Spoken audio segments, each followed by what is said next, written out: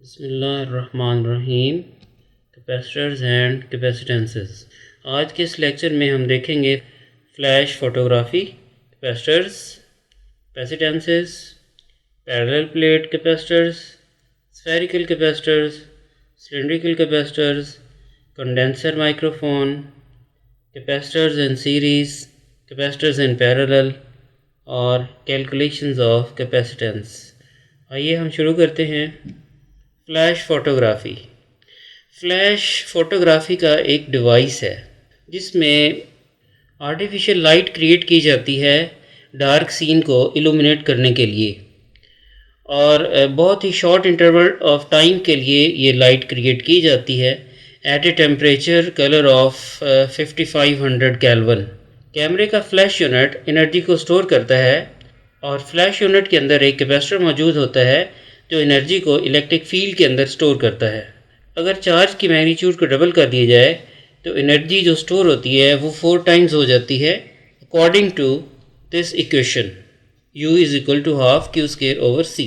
अगर चार्ज एक ख़ास लिमिट से एक्सीड कर जाए तो कैपेसिटर के अंदर मौजूद डाई इलेक्ट्रिक ब्रेक डाउन भी हो सकता है। Capacitors and कैपेसिटेंसेस। फिगर के अंदर मुख्तलिफ तरह के कैपेसिटर्स दिखाए गए हैं। इनमें कुछ फिक्स कैपेसिटर्स हैं और कुछ वेरिएबल कैपेसिटर्स हैं। कुछ ऐसे कैपेसिटर्स हैं जिनकी कैपेसिटेंसेस फिक्स है जो चेंज नहीं होती, और कुछ ऐसे हैं जिसमें कैपेसिटेंसेस चेंज हो सकती हैं। मसलन इस फिगर के अंदर आप देख सकते हैं कि ये कैपेसिटर वेरिएबल कैपेसिटर है, एक ये कैपेसिटर यहाँ पे पड़ा हुआ है, ये भी वेरिएबल है, और इसके अलावा बाकी सारे फिक्स कैपेसिटर्स हैं। इसके अलावा यहाँ पे इस फिगर के अंदर कुछ पोलर कैपेसिटर्स हैं और कुछ नॉन पोलर कैपेसिटर्स हैं। पोलर कैपेसिटर्स के ऊपर टर्मिनल आइडेंटिफाइड हैं कि ये नेगेटिव टर्मिनल है और ये पॉजिटिव टर्मिनल है। इसी तरह इसके ऊपर भी आइडेंटिफाइड है कि ये टर्मिनल नेगेटिव है और ये पॉजिटिव है। और इनमें कुछ ऐसे हैं जिसके ऊपर टर्मिनल आइडेंटिफाइड नहीं है, जैसे ये कैपेसिटर है, ये नॉन पोलर है, ये कैपेसिटर है नॉन पोलर है, ये नॉन पोलर है, ये नॉन पोलर है। नॉन पोलर कैपेसिटर्स के अंदर आप टर्मिनल्स को जैसे मर्जी यूज़ कर सकते हैं, लेकिन पोलर के अंदर टर्मिनल्स की पोलैरिटी का ख़ास ख्याल रखा जाता है जब उसको हम सर्किट डायग्राम के अंदर ड्रॉ करते हैं। तो कुछ कैपेसिटर्स हैं जो बड़े साइज़ के हैं, उनके ऊपर स्पेसिफिकेशंस भी लिखी होती हैं। जैसे ये एक बड़ा कैपेसिटर पड़ा हुआ है, इसके ऊपर स्पेसिफिकेशन मौजूद है 4700 माइक्रोफेरेड इसकी कैपेसिटेंस है और ये 35 वोल्ट तक ये सपोर्ट करता है। और कुछ कैपेसिटर्स ऐसे हैं जिनके ऊपर स्पेसिफिकेशंस नहीं हैं बल्कि सिर्फ नंबर लिखा हुआ है, जैसे इसके ऊपर आप देख सकते हैं 151 नंबर लिखा हुआ है। आप इसकी डाटा शीट से इसके सारे पैरामीटर्स को गेट कर सकते हैं। आजकल तो कैपेसिटर्स बहुत ज़्यादा यूज़ हो रहे हैं, मोटर्स के अंदर, जनरेटर्स के अंदर इस्तेमाल हो रहे हैं, टच स्क्रीन के ऊपर कैपेसिटर्स यूज़ हो रहे हैं, रिसीवर्स के अंदर यूज़ हो रहे हैं, रेडियो के अंदर यूज़ हो रहे हैं, एयर बैग सेंसर्स हैं वहाँ पे इस्तेमाल हो रहे हैं। और लेज़र के लिए तो ये एनर्जी का बहुत बड़ा ज़रिया है। पल्स लेज़र का एक इंटीग्रल पार्ट है कैपेसिटर बैंक। और कैपेसिटर को बनाना तो बहुत आसान है कि अगर हमारे पास 2 कंडक्टर्स हों और उनके दरमियान स्पेस हो तो ये कैपेसिटर बन जाता है। अब आप इसको चार्ज करना चाहें तो एक प्लेट को आप पॉजिटिवली चार्ज कर दें, दूसरी प्लेट को आप नेगेटिवली चार्ज कर दें, तो ये कैपेसिटर बन जाएगा। अगर आप इसका इलेक्ट्रिक फील्ड देखें तो इसके इलेक्ट्रिक फील्ड इस तरह का बनेगा, और ये जो फील्ड लाइंस हैं ये बता रही हैं कि इनके दरमियान में बिल्कुल एक लाइन के अंदर इलेक्ट्रिक फील्ड की मैग्नीट्यूड ज़्यादा है और आउटसाइड जाएंगे तो मैग्नीट्यूड कम हो जाएगी। अगर एक कंडक्टर को पॉजिटिवली चार्ज कर दिया जाए और दूसरे को नेगेटिव चार्ज कर दिया जाए, और अगर चार्ज की मैग्नीट्यूड को बढ़ा दिया जाए तो दोनों टर्मिनल्स के दरमियान पोटेंशियल डिफरेंस भी बढ़ जाएगा, यानी वोल्टेज बढ़ जाएगी। जैसे जैसे हम चार्ज बढ़ाते जाएंगे पोटेंशियल डिफरेंस बढ़ता जाएगा, यानी Q is directly proportional to V। Q बढ़ जाएगा, वोल्टेज बढ़ जाएगी। चार्ज डबल हो जाएगा, वोल्टेज डबल हो जाएगी। चार्ज 3 टाइम्स हो जाएगा, वोल्टेज 3 टाइम्स हो जाएगी। तो Q is directly proportional to V। और अगर डायरेक्टली प्रोपोर्शनल का निशान ख़त्म कर और इज़ इक्वल टू का निशान लगाना चाहें तो इक्वेशन बन जाएगी Q = CV। इस इक्वेशन को हम कैपेसिटर इक्वेशन कहते हैं। कैपेसिटर इक्वेशन ये बता रही है कि जितना चार्ज बढ़ता जाएगा वोल्टेज भी उतनी ज़्यादा बढ़ती जाएगी। और यहाँ से C = Q/V। C is called the capacitance of a capacitor, और कैपेसिटेंस का फार्मूला होगा Q/V। और इसके यूनिट हो सकते हैं चार्ज के यूनिट कूलम, वोल्टेज का यूनिट वोल्ट्स, तो coulomb per volt, coulomb per volt का मतलब है फेरड। कैपेसिटेंस के यूनिट होंगे फेरड। फेरड एक बिग यूनिट है और इसके स्मॉलर यूनिट इस्तेमाल हो रहे हैं माइक्रोफेरड और पिकोफेरड। कैपेसिटेंस चार्ज के स्टोर करने की एबिलिटी को कहते हैं। कैपेसिटर का सिंबल दिखाया जा रहा है यहाँ पे। हॉरिजॉन्टल लाइंस कैपेसिटर की वायर्स को रिप्रेजेंट कर रही हैं और वर्टिकल लाइंस कैपेसिटर की प्लेट्स को इंडिकेट कर रही हैं। और ये याद रखना है कि कैपेसिटर के अंदर जो एनर्जी स्टोर होती है वो इसके इलेक्ट्रिक फील्ड के अंदर स्टोर होती है और इसका जो इलेक्ट्रिक फील्ड है वो इसका स्टोर हाउस होता है एनर्जी का। सबसे simple capacitor parallel plate capacitor है। अगर दो प्लेट्स ले ली जाएं जिसका एरिया कैपिटल ए हो और उनको साथ साथ में ख़ास डिस्टेंस के ऊपर, ख़ास सेपरेशन के ऊपर रख दिया जाए तो ये कैपेसिटर बन जाता है। अगर दो वायर्स को इन प्लेट्स के साथ अटैच कर दिया जाए और इन वायर्स को एक बैटरी के साथ लगा दिया जाए तो इसकी एक प्लेट पॉजिटिवली चार्ज हो जाएगी और दूसरी प्लेट नेगेटिवली चार्ज हो जाएगी। जितना एक प्लेट के ऊपर पॉजिटिव चार्ज होगा उतना ही दूसरी प्लेट के ऊपर नेगेटिव चार्ज होगा। कैपेसिटर के ऊपर जो नेट चार्ज है वो ज़ीरो होता है, लेकिन जब हम कैपेसिटर की चार्ज की बात करते हैं तो इसका मतलब है magnitude of charge on each plate. Plates का एरिया कैपिटल ए है और इनके दरमियान जो सेपरेशन है वो स्मॉल डी है। चैप्टर 22 के अंदर हम इन दोनों पैरेलल प्लेट्स के दरमियान इलेक्ट्रिक फील्ड की मैग्नीट्यूड को फाइंड कर चुके हैं। हम पैरेलल प्लेट की कैपेसिटेंस फाइंड करने के लिए एक फार्मूला डिराइव करना चाहते हैं। इलेक्ट्रिक फील्ड की वैल्यू हम गासेस लॉ को अप्लाई करते हुए दो पैरेलल प्लेट्स के दरमियान फाइंड कर चुके हैं और इसका रिलेशनशिप था E = sigma over epsilon not. Epsilon not permittivity of free space है और इसकी वैल्यू 8.85 × 10⁻⁻12 फेरड पर मीटर होती है और सिग्मा का मतलब है surface charge density in plates की, और surface charge density charge per unit area को रिप्रेजेंट करती है। लिहाजा सिग्मा की जगह Q/A हम लिख लेते हैं तो ये इक्वेशन इलेक्ट्रिक फील्ड की बन जाएगी E = Q/ε0A। अगर प्लेट्स के दरमियान इलेक्ट्रिक फील्ड की वैल्यू E हो जो कि यूनिफॉर्म होती है और प्लेट्स के दरमियान सेपरेशन D हो तो दोनों प्लेट्स के दरमियान जो पोटेंशियल डिफरेंस होगा वो VAB या सिंपली V होगा और इसका रिलेशनशिप होगा V = ED। इस इक्वेशन के अंदर हम E की वैल्यू को पुट कर देते हैं। E की जगह हम लिख सकते हैं Q/ε0A और बाकी रिलेशन V का बन जाएगा V = QD/ε0A। कैपेसिटर इक्वेशन को हम जानते हैं Q = CV होता है और C = Q/V। इस कैपेसिटर इक्वेशन के अंदर V की वैल्यू को यहाँ पे दर्ज कर दें और सिंप्लीफाई कर लें तो आपके पास आ जाएगा ε0A/D। पैरेलल प्लेट की कैपेसिटेंस के लिए एक रिलेशनशिप हमने फाइंड कर लिया है C = ε0A/D। इसका मतलब है capacitance geometry of the capacitor के ऊपर डिपेंड करता है। अगर प्लेट्स का एरिया बढ़ा दिया जाए तो कैपेसिटेंस बढ़ जाती है और अगर प्लेट्स के दरमियान सेपरेशन को कम कर दिया जाए तब भी कैपेसिटेंस बढ़ जाएगी। यानी कैपेसिटेंस कैपेसिटर की ज्योमेट्री के ऊपर डिपेंड करती है और अगर सेपरेशन को चेंज कर दिया जाए तो कैपेसिटेंस चेंज हो जाती है। This is the principle of microphone. Plates के दरमियान किस तरह का इलेक्ट्रिक फील्ड होगा यहाँ फिगर में दिखाया गया है। ऊपर वाली प्लेट पॉजिटिवली चार्ज है, नीचे वाली प्लेट नेगेटिवली चार्ज है। इलेक्ट्रिक फील्ड लाइंस पैरेलल होंगी बिटवीन द प्लेट्स और एजेस के ऊपर भी पैरेलल नहीं होंगी। इसका मतलब है इलेक्ट्रिक फील्ड प्लेट्स के दरमियान तो यूनिफॉर्म होगा और स्ट्रॉन्ग भी होगा। पैरेलल प्लेट कैपेसिटर के अलावा स्फेरिकल और सिलेंड्रिकल कैपेसिटर्स भी अवेलेबल हैं। स्फेरिकल कैपेसिटर के अंदर एक इनर शेल होगा जिसको सपोज के पॉजिटिवली चार्ज कर दिया गया है और एक आउटर शेल है जिसको नेगेटिवली चार्ज कर दिया गया है। इनर शेल और आउटर शेल के दरमियान इंसुलेटर है। इसके अलावा सिलेंड्रिकल कैपेसिटर भी हो सकता है। इसमें एक आउटर सिलेंड्रिकल लेयर होगी और एक इनर सिलेंड्रिकल लेयर होगी और दोनों के दरमियान इंसुलेटर मौजूद होगा। एक कैपेसिटर बन जाएगा। इसी तरह कोएक्स केबल है जो एक सिलेंड्रिकल कैपेसिटर बनाती है। इसमें आप देख सकते हैं एक इसका सेंट्रल कंडक्टर होता है जिसे हमने कंडक्टर 1 कह दिया। उसके बाद इसका इंसुलेटर है जिसको डाइलेक्ट्रिक कह दिया। उसके बाद दूसरा कंडक्टर 2 है और ये कैपेसिटर बन गया, एक सिलेंड्रिकल कैपेसिटर बन गया। इनर कंडक्टर भी इसका सिलेंड्रिकल है, इसका आउटर कंडक्टर वो भी सिलेंड्रिकल है और बीच में डाइलेक्ट्रिक है।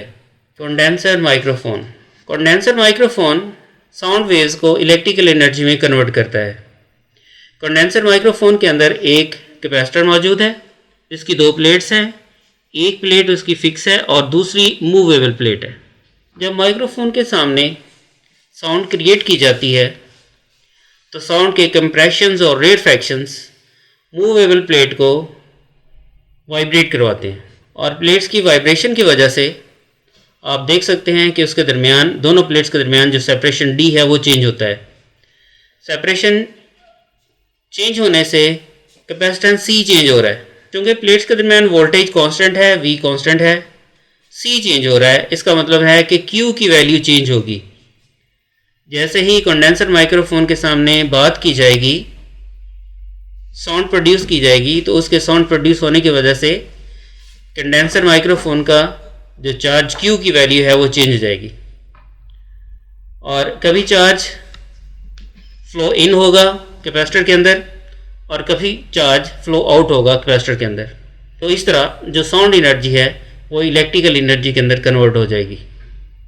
कैपेसिटर्स को सीरीज़ और पैरेलल में जोड़ा जा सकता है ताकि कैपेसिटेंस की रिक्वायर्ड वैल्यू को गेट किया जा सके। अगर दो कैपेसिटर्स को एंड टू एंड जोड़ दें तो ये कैपेसिटर सीरीज़ में जुड़ जाएंगे।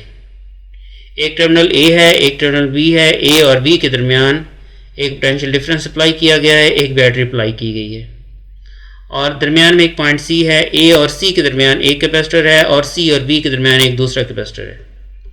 एक कैपेसिटर की कैपेसिटेंस C1 है और दूसरे की कैपेसिटेंस C2 है। जब हम कैपेसिटर्स को सीरीज़ में लगाते हैं तो हर कैपेसिटर के ऊपर चार्ज की मैग्नीट्यूड सेम होती है, लेकिन पोटेंशियल डिफरेंस की वैल्यू डिफरेंट होगी।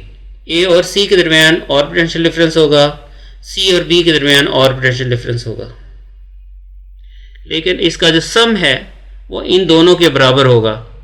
अगर रिजल्टेंट वोल्टेज या बैटरी की वोल्टेज V है, पहले कैपेसिटर के अक्रॉस पोटेंशियल डिफरेंस V1 है, दूसरे के अक्रॉस पोटेंशियल डिफरेंस V2 है, तो V is equal to V1 plus V2 होगा। Voltage across capacitor 1 plus voltage across capacitor 2 is equal to total voltage या वोल्टेज सप्लाइड। कैपेसिटर इक्वेशन होती है Q is equal to CV और V is equal to Q over C। तो V को हम replace कर देते हैं Q ओवर C से। V यहाँ पर अप्लाइड वोल्टेज है तो यह आ जाएगी Q over C equivalent. V1 की जगह Q ओवर C1 और V2 की जगह Q ओवर C2। चार्ज की वैल्यू सेम है। जब हम कैपेसिटर को सीरीज में लगाते हैं तो चार्ज की वैल्यू सेम है, लिहाजा Q1 Q2 लिखने की ज़रूरत नहीं है, सिंपली हमने Q लिख दिया। यहाँ पर ये जो Q हैं ये आपस में कैंसिल हो और हमारे पास रिजल्टेंट इक्वेशन आ जाएगी 1 over C equivalent is equal to 1 over C1 plus 1 over C2। हम इन दोनों कैपेसिटर्स की कैपेसिटेंस को निकाल सकते हैं यूजिंग दिस फार्मूला। अगर हम सीरीज़ में मल्टीपल कैपेसिटर लगा दें तो मल्टीपल कैपेसिटर्स की इक्विवेलेंट कैपेसिटेंस हम निकाल सकते हैं 1 over C equivalent is equal to 1 over C1 plus 1 over C2 plus 1 over C3 plus so on. Charge की मैग्नीट्यूड सेम होगी हर कैपेसिटर के अक्रॉस, लेकिन वोल्टेज हर कैपेसिटर के अक्रॉस डिफरेंट होगी क्योंकि हर कैपेसिटर की C डिफरेंट होगी। अगर C डिफरेंट होगी तो फिर V भी डिफरेंट होगी और Q सेम होगा। कैपेसिटर्स को हम पैरेलल भी जोड़ सकते हैं। अगर हम कैपेसिटर्स को इस तरह जोड़ें कि उनके अक्रॉस पोटेंशियल डिफरेंस सेम रहे तो ये पैरेलल कम्बिनेशन हो गया। पैरेलल कम्बिनेशन के अंदर हर कैपेसिटर के अक्रॉस जो वोल्टेज है, सप्लाई वोल्टेज है, वो सेम होगी, लेकिन हर एक के अक्रॉस जो चार्ज है उसकी वैल्यू डिफरेंट होगी। कैपेसिटर इक्वेशन होती है Q is equal to CV, Q1 is equal to C1V, क्योंकि V तो सेम है लिहाजा V1 लिखने की ज़रूरत नहीं है। तो Q1 किस पे डिपेंड करेगा? V के ऊपर और उसकी कैपेसिटेंस के ऊपर।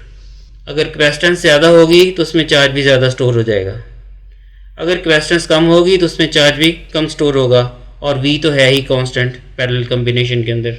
पैरेलल कम्बिनेशन के अंदर जो टोटल चार्ज है वो इन दोनों कैपेसिटर के चार्ज के सम के बराबर होगा, यानी Q is equal to Q1 plus Q2।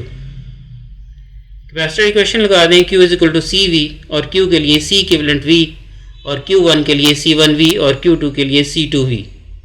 यहाँ से V कैंसिल हो जाएगा और हमारे पास इक्वेशन आ जाएगी C equivalent is equal to C1 plus C2। और इसी तरह अगर मल्टीपल कैपेसिटर्स हो जो कि पैरेलल में लगे हुए हों तो हम उनकी इक्विवेलेंट कैपेसिटेंस निकाल सकते हैं using this relation, C equivalent is equal to C1 plus C2 plus C3 plus so on. अब एक हम एग्जाम्पल लेते हैं जिसमें सीरीज़ और पैरेलल में कैपेसिटर्स लगाए गए हैं। ये 5 कैपेसिटर का एक नेटवर्क है और हमें इसकी इक्विवेलेंट कैपेसिटेंस फाइंड करना है।